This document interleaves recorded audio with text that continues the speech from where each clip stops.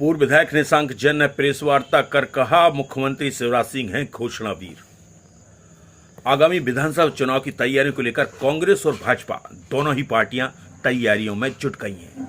जहां सबसे पहले नेता अपने अपने टिकटों को पक्का करने को लेकर अब क्षेत्रीय मुद्दों को उठा रहे हैं, साथ ही लोगों से जनसंपर्क करने में भी जुट गए हैं।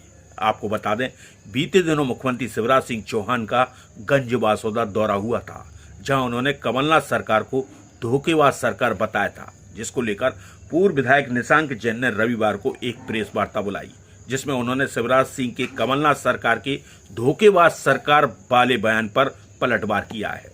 पूर्व विधायक ने महंगाई, बेरोजगारी सहित स्थानीय मुद्दों पर भाजपा सरकार को फैल सरकार बताते हुए वादा खिलाफी के आरोप भी लगाए हैं।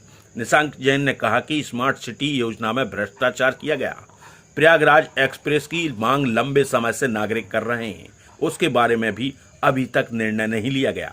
वहीं गंजबासौदा से सिरोंज लाइन जोड़ने का सर्वे कराने और गंजबासौदा को जंक्शन बनाने की बात उन्होंने कही। साथ ही उन्होंने कहा कि ग्यारसपुर और त्योंदा में महाविद्यालय नहीं है। महंगाई कम करने के सवाल पर पूर्व विधायक ने कहा कि अगर कांग्रेस सरकार बनती है तो सबसे पहले महिलाओं को 500 रुपए में गैस सिलेंडर और महिलाओं को 1500 रुपए सम्मान राशि दी जाएगी।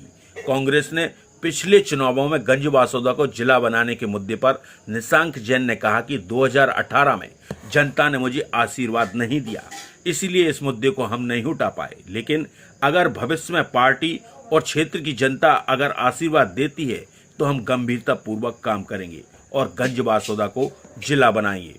वहीं उदयपुर कॉरिडोर की घोषणा पर उन्होंने कहा कि यदि धरातल पर रहे ये घोषणा पूरी होती है तो हम भी स्वागत करेंगे, अन्यथा कांग्रेस पार्टी जनता के साथ मिलकर विरोध करेगी। जैन ने कहा कि किसान बीमा के नाम पर भी जनता के साथ धोखा किया गया। किसानों को केवल 100 से 500 रुपए का मुआवजा दिया गया। जब कांग्रेस की सरकार थी उस समय 12 वार्डों की वृद्धि का प्रस्ताव भेजा गया था, लेकिन सरकार गिर जाने के बाद इस पर ध्यान नहीं दिया गया। अगर कांग्रेस की सरकार बनती है तो हम लगभग 12 नए वार्ड बनाएंगे। वहीं विधायक ने 150 बिस्तर वाले अस्पताल की घोषणा पर उन्होंने कहा कि पहले हमारे क्षेत्र में जो अस्पतालों की हालत है उन्हें सही किया जाना चाहिए। अनेकों पद रिक्त पड़े हैं। हमारे शासकीय अस्पताल में ही मुश्किल से 5 या 6 डॉक्टर काम कर रहे हैं। स्पेशलिस्ट डॉक्टर के 22 पद खाली पड़े हैं। वहीं निशांक जैन ने कहा कि भाजपा ने लोगों को रोजगार देने की बात कही थी। इस हिसाब से जिले में 45,000 लोगों को रोजगार मिलना था, लेकिन 5,000 लोगों की सूची भी अगर भाजपा जारी कर दे तो मैं उसका सम्मान करूंगा। घोषणाएं अभी तक अधूरी पड़ी हैं। चाहे सिंचाई योजना की बात करें, जब मैं विधायक था मैंने खुद मुख्यमंत्री जी को कई बार नगर विकास के पत्र दिए थे। उन्होंने 175 बिस्तर के अस्पताल की घोषणा की, तो मैं उनसे पूछना चाहता हूं कि गंजबासौदा का सिविल अस्पताल में अधिकतर पद रिक्त पड़े हैं और एक भरा हुआ हो स्पेशलिस्ट का, 22 डॉक्टरों के पद हो और 8 या 6 काम कर रहे हैं।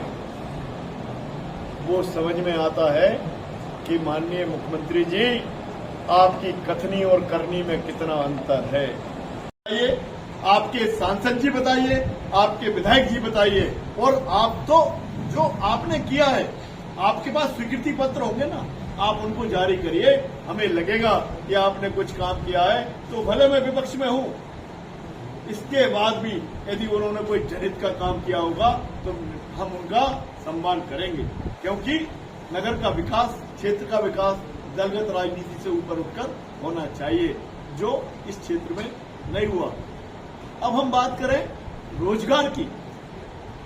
देश के प्रधानमंत्री जी ने और प्रदेश के मुख्यमंत्री जी ने बोला था कि 2 करोड़ नौजवानों को हम रोजगार देंगे।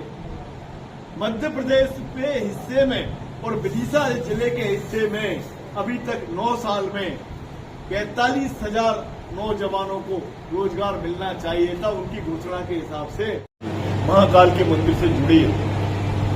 मैं तो कहना चाहता हूं मुख्यमंत्री जी, क्या इसको भी आप उज्जैन जैसा भ्रष्टाचार का एक नए नजरिए से आप काम करना चाहते हैं? कहीं हमें ऐसा ना हो कि पहली बात तो झूठी घोषणा और कहीं इन्होंने वैसा कुछ करने का प्रयास किया तो उज्जैन की जनता तो सड़क पे नहीं उतरी, गंज वासुदा क्षेत्र की जनता मूर्ति बने, हम स्वागत करेंगे, मगर गुणवत्ता की बने। और इसमें इन्होंने भ्रष्टाचार का भी अवसर ढूंढा, क्योंकि मुख्यमंत्री जी तो भ्रष्टाचार का अवसर ढूंढने के लिए फेमस है। नर्मदा जी में पेड़ लगाए 6 करोड़, एक भी पेड़ नहीं है। हेलीकॉप्टर से सर्वे इसलिए कराया गया कि अब कहां से रेत का अवैध उत्खनन हो सकता है। तो कहीं इन्होंने एक और अवसर ढूंढा हो तो इस संबंध में तो मैं अच्छे से बता सकता। सर, ओल्ड पेंशनर्स के बारे में आपकी क्या जवाब नहीं दिया। और भाजपा के नेता, चाहे वो हमारे विधायक हों, सांसद हों, किसी भी पद को धारित करते हो, आज तक उन्होंने गोलमोल जवाब ही दिया है। किसी भी तरह की यदि उन्होंने राशि स्वीकृत की है तो वो राशि का स्वीकृति पत्र आपके माध्यम से जनता को बताएं। क्या भूमि अधिग्रहण हो गया? भूमि अधिग्रहण हो गया तो मुआवजा दिया क्या पूरी सरकारी जमीन पर वो रिंग रोड बनेगा? इस संबंध में वो अपनी स्थिति स्पष्ट करें, नहीं तो इस क्षेत्र की जनता को गुमराह करना बंद करें। भाजपा नेताओं की घोषणा थी कि हम त्योंदा और ग्यारसपुर में महाविद्यालय खोलेंगे और ग्यारसपुर को नगर पंचायत का दर्जा देंगे, मगर 2 घोषणाएं पहले जैसी झूठी घोषणाएं साबित हुई हैं। अब हम बात करें खेल की। इतना बड़ा नगर, कोई स्टेडियम नहीं है।